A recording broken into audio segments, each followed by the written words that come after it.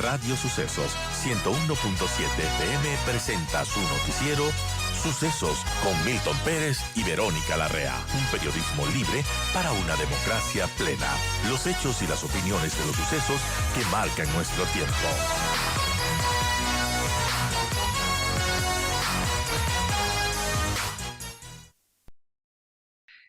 Hay algunas cosas importantes. Hemos invitado al abogado constitucionalista Emilio Suárez.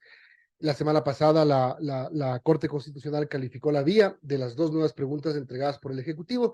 Ya vamos a hablar de ese tema, pero yo quiero empezar, doctor, con el tema de la reforma tributaria.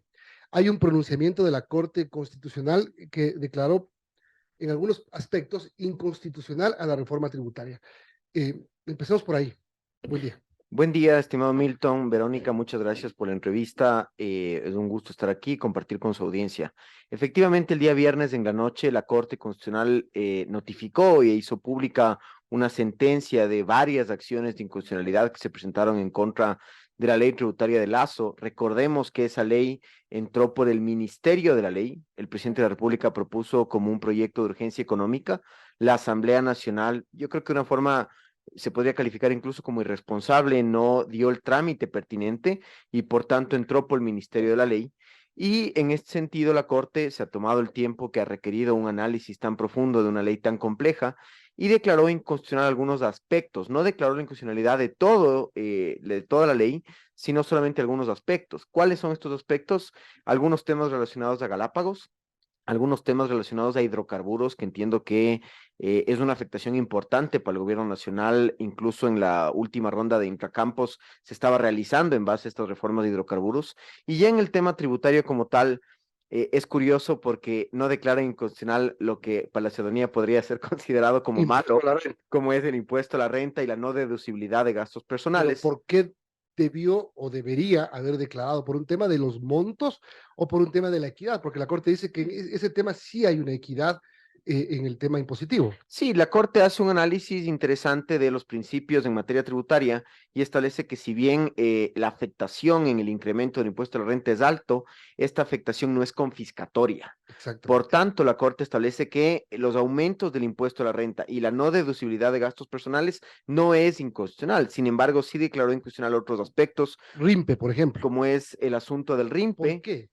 El asunto del RIMPE declaró inconstitucional porque establece que no hay una justificación suficiente para un régimen de esta naturaleza y por eso es curioso porque la Corte establece un régimen de transición, por decirlo de alguna manera. Que es este año. Y deja vigente el RIMPE para el 2022 y todo el 2023, estableciendo obviamente la Corte que hay gente que ya hizo su planificación tributaria hasta el próximo año. Es decir, el próximo año nos quedamos sin RICE, que es lo que había anteriormente, y sin RIMPE también, a partir de diciembre del 2023. Yo me imagino y espero que la Presidencia de la República remita un nuevo proyecto creando un nuevo régimen que efectivamente sirve para emprendedores. ¿Que corrija qué, básicamente? ¿Por qué el RIMPE y la diferencia con el RICE sí es importante, pero ¿por qué el RIMPE tendría que ser inconstitucional?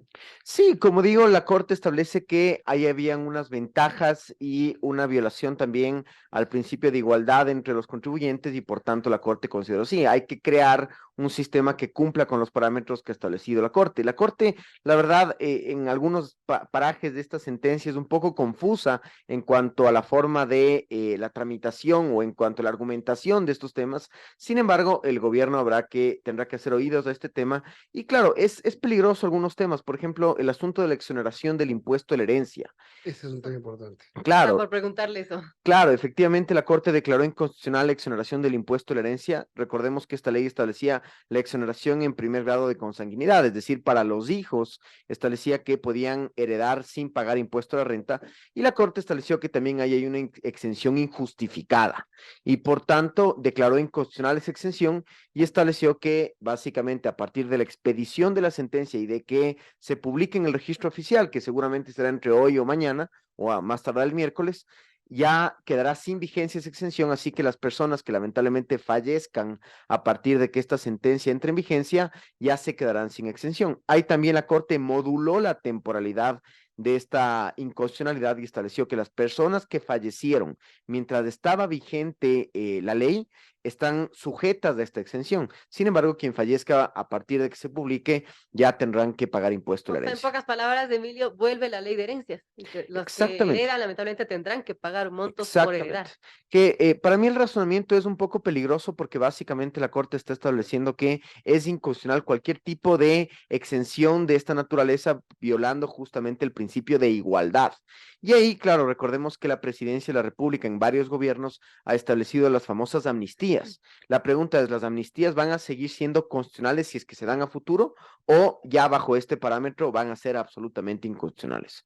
Ahora, el presidente tendrá que presentar algún tipo de proyecto por el tema de herencias, porque recuerdo que el presidente Lazo había sido uno de los principales opositores a la ley de herencias. Sí, efectivamente, el problema es que yo no veo una salida con lo que la Corte ha establecido en su sentencia. Básicamente dice que hay una violación al principio de igualdad, que por qué los hijos no van a pagar impuesto a la herencia y el resto de gente sí.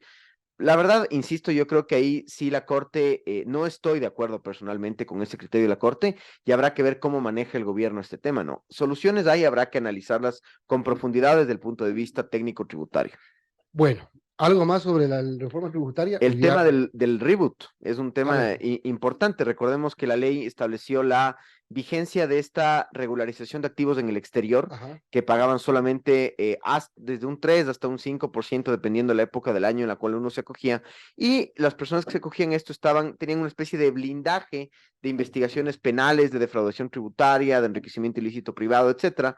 Y la Corte declaró inconstitucional solamente esa parte, es decir, que ahora, de hoy en adelante, la gente que se acoja a este régimen sí van a ser sujetos de estos procesos de investigación, lo cual evidentemente desmotiva que la gente se acoja, así que yo dudo que alguien se acoja de hoy en adelante a este régimen. Ahora, doctor, esto no quita el trámite político que se está haciendo en la Asamblea para derogar la reforma tributaria. Para mí ese trámite político es muy discutible. ¿Por qué? Porque esta ley efectivamente regula impuestos. Y recordemos que la Constitución establece una iniciativa exclusiva del Ejecutivo para establecer, modificar o suprimir impuestos. Y lo que está haciendo la Asamblea Nacional es tramitando un proyecto de derogatoria total de una ley que establece impuestos por una iniciativa de la propia Asamblea Nacional. Para mí eso es inconstitucional y el presidente de la República, seguramente cuando llegue un veto, el presidente de la República deberá observar este tema. 8:30, estamos conversando con el doctor Emilio Suárez, abogado constitucionalista. Hablemos de la consulta popular. La semana pasada la Corte Constitucional calificó las dos preguntas que se derivaron de la pregunta 6. La pregunta es, y para que quede claro, ¿por qué dividir en dos y vale? La vía de enmienda. A ver, recordemos que la pregunta 6 que estaba inicialmente planteada, para mí no es que el Ejecutivo dividió en este segundo momento la pregunta 6. Eso es lo importante, porque primero se discutía, y le pongo un contexto rápido, se discutía de que en la pregunta 6 estaban haciendo dos preguntas, y eso no había cómo. Pero no es ese el fondo es la acumulación de poder que se le estaba dando en la 6 al Ejecutivo. Exactamente, la pregunta 6 estableció un protagonismo bastante inusual del Ejecutivo en la designación de autoridades públicas. Recordemos que el Ejecutivo establecía las ternas eran vinculantes para la Asamblea, establecía una mayoría calificada para que la Asamblea elija a los candidatos. Y si es, así era antes. No, ¿No era así? no era. Antes de que se cree el CPCCS. No, el presidente de la República siempre ha tenido un protagonismo en ciertas autoridades, Okay. como son la Procuraduría General del Estado y las superintendencias. La Contraloría General del Estado y las otras autoridades tenían un régimen de designación diferente, pero ahora en la pregunta 6 se establecía que el presidente de la República era básicamente quien armaba las ternas de candidatos que remitían ciertas autoridades públicas. Ahora se modificó este régimen a través de las dos preguntas que enviaba el presidente de la República, y la primera pregunta establece justamente el régimen de designación de autoridades. ¿Cómo es de este régimen? Hay tres segmentos de autoridades, las que son de ternas de la presidencia, que sigue siendo superintendentes y procurador, el resto de autoridades públicas y el Consejo de la Judicatura. En el resto de autoridades públicas, Contralor, Fiscal, etcétera, CNE, TCE, etcétera, hay una candidatura pública, es decir, cualquiera puede postular y se nombra una comisión técnica. Esta comisión técnica va a tener un protagonismo, es decir, pasa el protagonismo de la presidencia a esta comisión técnica. Esta comisión técnica está designada por 5 delegados de las funciones del Estado, por 2 ciudadanos elegidos por sorteo, lo cual me parece un poco curioso, y por 2 delegados de las universidades. Esta comisión técnica es la que va a evaluar a toda la gente, va a establecer requisitos de la gente que se postula y finalmente remitirá las ternas a la asamblea para que la asamblea elija con una mayoría absoluta, ya no una mayoría calificada, sino una mayoría absoluta.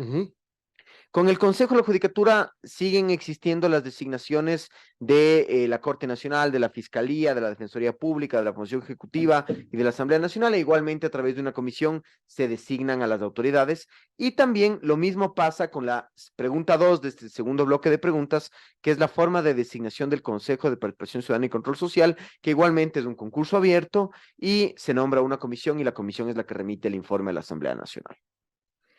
Bueno, ¿cómo vemos esto que ha resuelto la Corte Constitucional? Porque ha establecido que en la forma planteada, esta propuesta del Ejecutivo mantiene estos principios rectores establecidos por el constituyente, como la veeduría, hay impugnación ciudadana y evaluación de los méritos de los candidatos. ¿Será suficiente para que se pueda elegir las autoridades que tiene que nombrar? Yo creo que podemos juzgar si es que es suficiente o no la propuesta del Ejecutivo una vez que se nombren las comisiones técnicas, y estas comisiones, conforme establece la propia propuesta del presidente, deberán establecer el reglamento de selección. Ese reglamento de selección es el clave, porque ahí se van a establecer ciertos requisitos, ciertos estándares, ciertas prohibiciones y el procedimiento de selección. Ahí es donde la gente, la ciudadanía y las autoridades públicas debemos estar de veedores y revisar que se expida adecuadamente ese reglamento por parte de esta novedosa comisión técnica que se ha creado en esta enmienda a la Constitución. Claro, habrá que ver cómo se plantea ya en la práctica, ¿no? Que no tenga estas pugnas que ha ocurrido. Pero bueno, más allá de eso, la consulta todavía, y también otro tema para aclarar, doctor, está calificada la vía de las 6 preguntas en este momento, de las 8 preguntas De las en este 8. momento. Eso no quiere decir que esté calificada la constitucionalidad. En eso está la Corte en este momento, el contenido.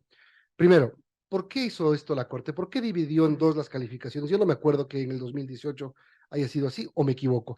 Y segundo, ¿hay la posibilidad de que si es que declaró la vía correcta, el contenido no esté correcto?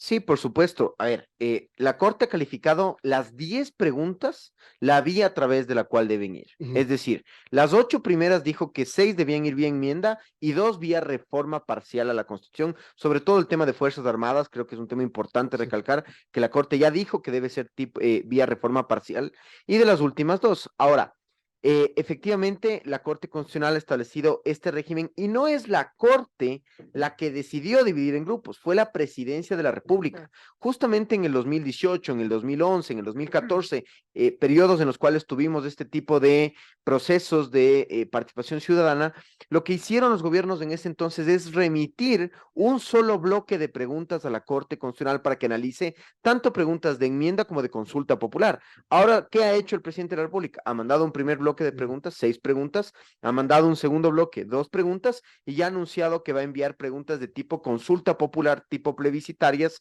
que va a enviar 2, 3, 4 preguntas en estos días. Es decir, tenemos 3 bloques de preguntas que van a agruparse en la Corte Constitucional. Y hay un tema importante, Milton, que usted acaba de indicar.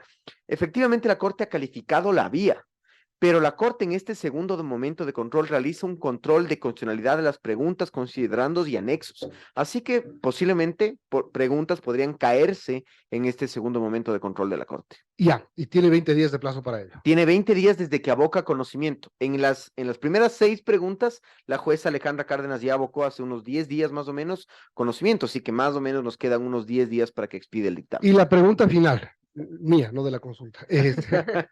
El gobierno dice que va a presentar 2 más. La una, con seguridad, será la elección de asambleístas en segunda vuelta. Primero, eso va bien enmienda, no tiene ningún problema, según su criterio. Y la segunda, ¿cómo rehabilitar o rescatar algo de la pregunta 1? Porque parecería que va a ser de tema seguridad. Sí, efectivamente, la Presidencia de la República ha anunciado que el tema de las Fuerzas Armadas, al parecer sí lo quieren hacer vía reforma parcial a la Constitución, es decir, van a remitir el proyecto a la Asamblea Nacional para que la Asamblea realice el trámite correspondiente y luego se consulta al pueblo. Yo creo que es un tema importante de tratar este asunto de las Fuerzas Armadas, por más que yo tenga una opinión personal de que no es la solución para combatir justamente el crimen organizado que estamos viviendo. Y por parte de la Presidencia de la República también se ha establecido otras preguntas, se ha dicho algunos temas laborales, se ha dicho reforzar este tema de sancionar con más severidad el tema de la extorsión, por ejemplo. Entonces hay algunas preguntas que entiendo se están trabajando al interior de Carondelet para justamente plantear a la gente. Hay un tema importante. Las preguntas de enmienda que ya se han planteado, las 10 preguntas de enmienda a la Constitución, son preguntas bastante técnicas, bastante complejas de entender desde la ciudadanía.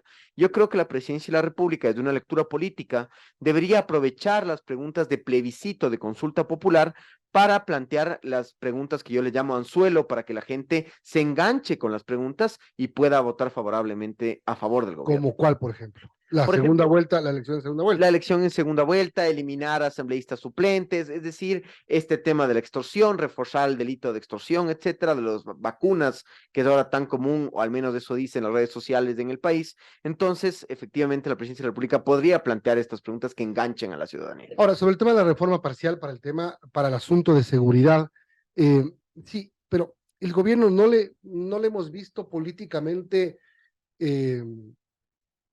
pensar en ir a la Asamblea, sabiendo que no tiene mucho en la Asamblea Nacional. Entonces, ir por digamos, un vueltón, pero necesario para llegar a consulta popular o a plebiscito, para llegar a urnas, es largo y no garantiza nada de que sea aprobado. Sí, de acuerdo. La Corte Constitucional ha sido tajante. La complementariedad de las Fuerzas Armadas con la Policía Nacional no se puede hacer vía enmienda a la Constitución. Se requiere efectivamente de una reforma parcial al texto constitucional y para eso el presidente de la República requiere ir a la Asamblea. Mi lectura es que varias preguntas planteadas por la Presidencia de la República podían hacerse vía reformas legales. Mi lectura es que la Presidencia de la República botó la toalla con la Asamblea Nacional, así que ahora quiere ir directo a la ciudadanía a través de enmiendas a la Constitución para lograr resultados en su plan de gobierno. Perfecto. ¿Algo más? Bueno, sobre estas preguntas que mencionaba Emilio, que se podrían caer, ¿cuáles cree que podrían tener complicaciones en la Corte Es Constitucional? decir, hay preguntas que son bastante complejas desde una teoría constitucional, el mismo tema de la extradición, el tema de ciertos requisitos adicionales para partidos políticos, el tema de representatividad en la asamblea por la reducción de los asambleístas, entre otros. Yo creo que habiendo pasado el primer filtro en el cual la Corte también analiza si estos preguntas violan o no derechos constitucionales, yo creo que ya es bastante fácil o al menos tiene un camino trazado para que pasen este segundo momento de control. Sin embargo, la Corte ha sido muy estricta en cuanto, por ejemplo, a que los considerandos no induzcan a una respuesta al elector. La Corte ha establecido una serie de parámetros en su jurisprudencia que hacen que justamente se requiera casi una maestría para efectos de elaborar un tipo de consulta para que pase los estándares de la Corte. Entonces, yo creo que hay preguntas que sí tienen algunos problemas en redacción de considerandos y demás, que habrá que ver cuál es la opinión de la Corte. Yo creo que la Corte también ha emitido sentencias un poco cuestionables, un poco discutidas últimamente, así que la Corte también me imagino que está haciendo un análisis muy sesudo de esta propuesta de enmienda. Gracias. Vamos a esperar a ver qué responde la Corte Constitucional en estos plazos que corren. Emilio Suárez, abogado constitucionalista, gracias por acompañarnos. Buenos días.